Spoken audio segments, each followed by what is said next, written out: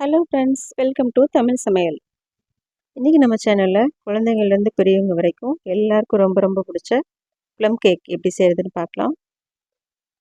இந்த கேக் பண்ணுறதுக்கு ஓவன், முட்டை, பீட்டர் எதுவுமே தேவையில்லை. கடையில் வாங்குற மாதிரியே ரொம்ப ரொம்ப சூப்பராக நம்ம வீட்டில் செய்ய முடியும். இதில் நிறைய நட்ஸ் சேர்த்து செஞ்சுருக்கோம், அதனால் ரொம்ப ஹெல்த்தியும் கூட. இப்போ இந்த கேக் எப்படி செய்கிறதுன்னு பார்க்க ஆரம்பிச்சிடலாம். ஃபஸ்ட்டு இந்த ரெசிபி பண்ணுறதுக்கு நட்ஸ் எல்லாம் கட் பண்ணி வச்சுக்கலாம். நான் 2 ஸ்பூன் அளவுக்கு முந்திரி கட் பண்ணி வச்சுருக்கேன். 2 ஸ்பூன் பாதாம், அப்புறம் கொஞ்சம் பிஸ்தா கட் பண்ணி வச்சுருக்கேன். கொஞ்சமாக கருப்பு திராட்சை, அப்புறம் எல்லோ கலர் திராட்சை, டேட்ஸ் கொஞ்சம் கட் பண்ணி வச்சுருக்கேன். செர்ரியும் கொஞ்சம் கட் பண்ணி வச்சுருக்கேன். அப்புறம் எல்லா கலரும் மிக்ஸ் பண்ண டூட்டி ஃப்ரூட்டி எடுத்து வச்சுருக்கேன். நீங்கள் இதில் எந்த நட்ஸ் தான் சேர்க்கணும்னு இல்லை, உங்களுக்கு விருப்பமான எந்த நட்ஸ் வேணாலும் சேர்த்துக்கலாம். இதில் 1, 2 நட்ஸ் உங்ககிட்ட இல்லைன்னா தாராளமாக ஸ்கிப் பண்ணிக்கலாம். இப்போ இது இருக்கட்டும். அடுத்து ஒரு கடாயில் 1/2 கப் அளவு சர்க்கரை சேர்த்துக்கலாம். நம்ம இப்போ கேரமல் சிரப் செய்ய போகிறோம், அதுக்காக தான். சேர்த்துட்டு தண்ணி எதுவும் சேர்க்க வேண்டாம்.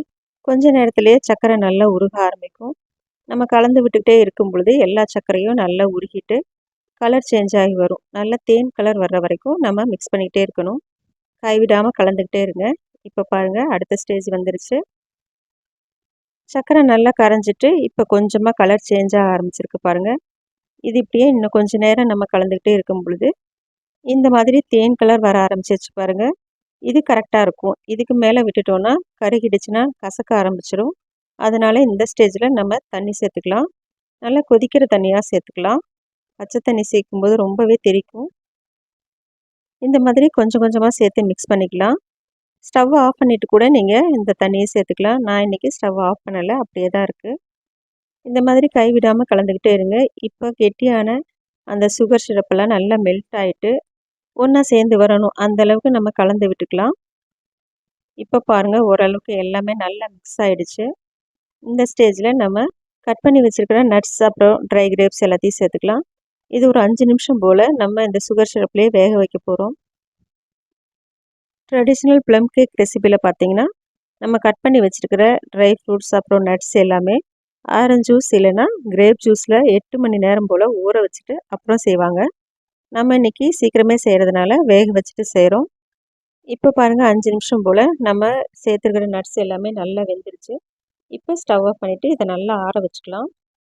அடுத்து ஒரு மிக்ஸி ஜாரில் நம்ம 1/2 கப் சர்க்கரை சேர்த்துக்கலாம். நம்ம ஏற்கனவே கேரமல் செய்கிறதுக்காக 1/2 கப் யூஸ் பண்ணியிருக்கோம். இப்போ 1/2 கப் சேர்த்தா 1 கப் சர்க்கரை. இதில் 2 பட்டை, 4 கிராம்பு, 2 ஏலக்காய் சேர்த்துக்கலாம். இந்த ஃப்ளேவர் வந்து ப்ளம் கேக்கு ரொம்ப ரொம்ப நல்லாயிருக்கும்.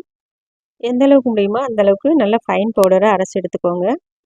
அடுத்து நம்ம கேக் பேக் பண்ணுறதுக்கு மோல்டு ரெடி பண்ணிக்கலாம். நான் கொஞ்சமாக பட்டர் எடுத்து எல்லா பக்கமும் அப்ளை பண்ணிக்கிறேன். நீங்கள் நெய் இல்லைன்னா எண்ணெய் கூட அப்ளை பண்ணிக்கலாம். கேக் டின்னோட எல்லா பக்கத்துலேயும் படுற மாதிரி இந்த மாதிரி அப்ளை பண்ணிக்கோங்க. அதுக்கப்புறமா இந்த மாதிரி பட்டர் ஷீட் வச்சுக்கிறேன். இந்த ப்ளம் கேக்கில் நம்ம நிறைய நட்ஸ் அண்ட் ட்ரை ஃப்ரூட்ஸ் சேர்த்துருக்கனால ரொம்ப ரொம்ப சாஃப்டாக இருக்கும். அதனால் எடுக்கும்போது உடையிறதுக்கு சான்ஸ் இருக்குது. அதுக்காக தான் பட்டர் ஷீட் வச்சுக்கிறோம். இந்த மாதிரி பட்டர் ஷீட் வச்சதுக்கப்புறம் அதுலேயும் நல்லா வெண்ணெயை அப்ளை பண்ணிக்கோங்க. அதுக்கப்புறம் சைட்லேயும் இந்த மாதிரி பட்டர் ஷீட் வச்சுட்டு அதுலேயும் கொஞ்சமாக வெண்ணெய் அப்ளை பண்ணி எடுத்து வச்சுக்கலாம். இது எல்லாமே நம்ம முன்னாடியே ப்ரிப்பேர் பண்ணி வச்சிட்டோன்னா மாவு கலந்ததுக்கப்புறம் உடனேவே நம்ம பேக் பண்ண ஆரம்பிச்சிடலாம். இன்றைக்கி நம்ம கேக் வந்து ஓவனில் பேக் பண்ண போகிறதில்ல. இந்த மாதிரி பெரிய கடாய் எடுத்திருக்கேன். அதில் ஒரு லேயர் உப்பு சேர்த்துக்கலாம். இந்த உப்பு நான் ஏற்கனவே யூஸ் பண்ண உப்பு தான். அதுக்கு மேலே ஒரு ஸ்டாண்ட் வச்சுட்டு ஒரு 10 நிமிஷம் போல் ஹை ஃப்ளேமில் வச்சு நல்லா சூடு பண்ணிக்கலாம். இது சூடாகிட்டு இருக்கிற நேரத்தில் நம்ம கேக் மாவு ரெடி பண்ணிக்கலாம். ஒரு மிக்சிங் பவுலில் 1/2 கப் வாசனை இல்லாத சன்ஃப்ளவர் ஆயில் சேர்த்துக்கலாம். கூடவே 1/2 கப் பால் சேர்த்துக்கலாம். ஃப்ளேவருக்காக 1/2 டீஸ்பூன் வெனிலா எசன்ஸ் சேர்த்துக்கிறேன். கூடவே 1 table spoon baking powder, 1/2 table spoon baking soda சேர்த்துக்கலாம். இது 2 சேர்க்கும்போது கேக் நமக்கு ரொம்ப ரொம்ப சாஃப்டாக வரும். சேர்த்துட்டு நம்ம ஏற்கனவே பவுடர் பண்ணி வச்சுருக்கிற சர்க்கரையை சேர்த்துக்கலாம். இது எல்லாம் சேர்த்ததுக்கப்புறம் நல்லா மிக்ஸ் பண்ணிக்கோங்க. எந்தவித கட்டி இல்லாமல் நல்லா மிக்ஸ் பண்ணிக்கோங்க. இது கூடவே கொஞ்சமாக நம்ம உப்பு சேர்த்துக்கலாம்.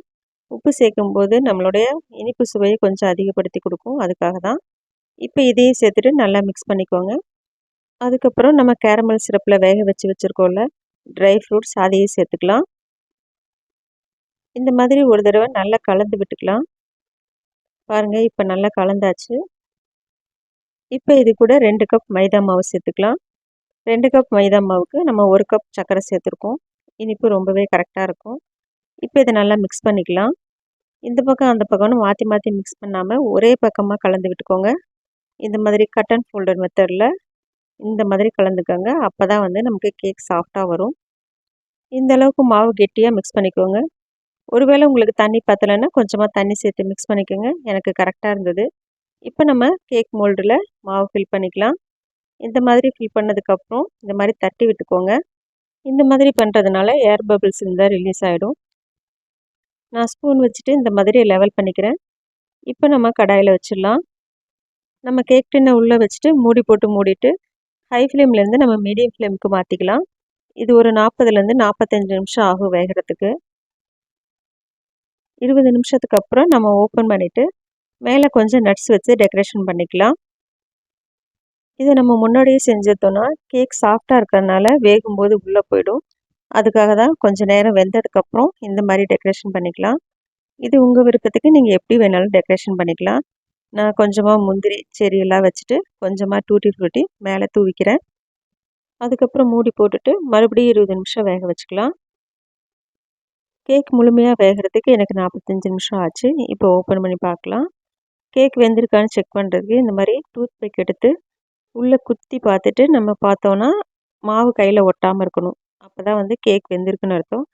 சப்போஸ் உங்களுக்கு கேக் வேகலைன்னா இன்னும் ஒரு 5-10 நிமிஷம் கூட வேக வச்சு எடுத்துக்கோங்க. இப்போ கேக் டின்னை வெளியே எடுத்துட்டு நம்ம ஆற வச்சுக்கலாம். உடனேவே நம்ம கேக் கட் பண்ண முடியாது. நல்லா ஆறினதுக்கு அப்புறம் தான் நமக்கு கட் பண்ணுறதுக்கு நல்லாயிருக்கும். இப்போ சைடில் இருக்கிற பட்டர் ஷீட் எல்லாமே எடுத்துடலாம். கேக் நம்ம வேற ஒரு பிளேட்டுக்கு மாற்றிட்டு அது அடியில் இருக்கிற பட்டர் ஷீட்டையும் நம்ம ரிமூவ் பண்ணி எடுத்துடலாம். பட்டர் ஷீட்லேயும் நம்ம வெண்ணெய் அப்ளை பண்ணிக்கிறதுனால ரொம்ப ஈஸியாகவே எடுத்துடலாம். இப்போ நம்ம கேக்கை திருப்பி வச்சுக்கலாம். பாருங்கள் எவ்வளோ சாஃப்டாக சூப்பராக வந்திருக்குன்னு. பார்க்கவே ரொம்ப அழகாக இருக்குல்ல. இப்போ கேக் கட் பண்ணி எடுத்துக்கலாம். உங்களுக்கு எந்த ஷேப்புக்கு வேணுமோ அந்த மாதிரி கட் பண்ணி எடுத்துக்கோங்க. நல்லா ஆறினதுக்கப்புறம் கட் பண்ணும்போது தான் ரொம்ப சூப்பராக கட் பண்ண வரும். பாருங்கள் நான் இந்த மாதிரி கட் பண்ணிக்கிறேன். ரொம்ப ரொம்ப சூப்பராக கேக் ரெடி பண்ணியிருக்கோம். இப்போ பாருங்கள் செம்ம சாஃப்டாக இருக்கும் இந்த கேக்கு. கடைகளில் வாங்குகிற கேக் போலவே ரொம்ப சாஃப்டாக டேஸ்ட்டாக இருக்கும். பிகினர்ஸாக இருந்தால் கூட நீங்கள் செஞ்சு பாருங்கள். ஃபஸ்ட் டைமே ரொம்ப சூப்பராக செய்ய முடியும். நான் வீடியோவில் சொல்லியிருக்கிற அதே அளவுகளோடு நீங்கள் செஞ்சு பாருங்கள். கொஞ்சம் கூட மிஸ் ஆகாமல் சூப்பராக வரும். நீங்களும் இந்த ப்ளம் கேக் ரெசிபியை வீட்டில் செஞ்சு பார்த்துட்டு டேஸ்ட் எப்படி இருக்குன்னு மறக்காமல் கமெண்ட்டில் சொல்லுங்கள். இந்த வீடியோ உங்களுக்கு பிடிச்சதுன்னா லைக் பண்ணிவிட்டு தமிழ் சமையலுக்கு சப்ஸ்கிரைப் பண்ணிக்கோங்க. தேங்க்ஸ் ஃபார் வாட்சிங்.